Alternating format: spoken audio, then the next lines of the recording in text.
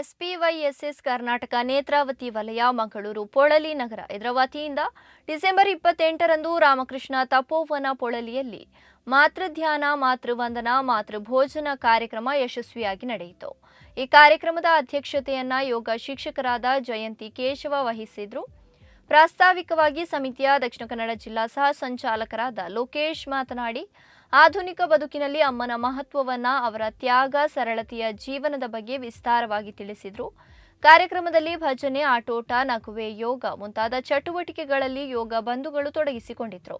ಪ್ರಸಾದ ರೂಪದಲ್ಲಿ ತಂದಿರುವ ಅನೇಕ ಬಗೆಯ ತಿಂಡಿ ತಿನಿಸುಗಳನ್ನು ಎಲ್ಲರೂ ಸವಿದ್ರು. 48 ದಿನಗಳ ಉಚಿತ ಯೋಗ ಶಿಕ್ಷಣ ತರಗತಿಯ ವರದಿಯನ್ನ ಉಷಾ ಬಿಲ್ವಪತ್ರೆ ಮಂಡಿಸಿದ್ರು. ಯೋಗ ಬಂಧುಗಳು ತನಗಾದ ಅನುಭವಗಳನ್ನು ಹಂಚಿಕೊಂಡ್ರು. ಅತಿಥಿಯಾಗಿ ಉಮಾ ಪೊಳಲಿ ಸರಕಾರಿ ಪ್ರೌಢಶಾಲೆ ಶಿಕ್ಷಕಿ ಉಪಸ್ಥಿತರಿದ್ದರು. ಕಾರ್ಯಕ್ರಮದ ಸಂಚಾಲಕರಾದ ಭರತ್ ಕುಲಾಲ್, ರತ್ನಾಕರ ಅಮೀನ್ ಪೊಳಲಿ, ಶಾರದಾ ಪಿಎನ್ ಈ ಸಂದರ್ಭ ಉಪಸ್ಥಿತರಿದ್ದರು. ಒಟ್ಟು 350 ಯೋಗ ಬಂಧುಗಳು, ಯೋಗೇತರ ಬಂಧುಗಳು ಭಾಗವಹಿಸಿದ್ರು.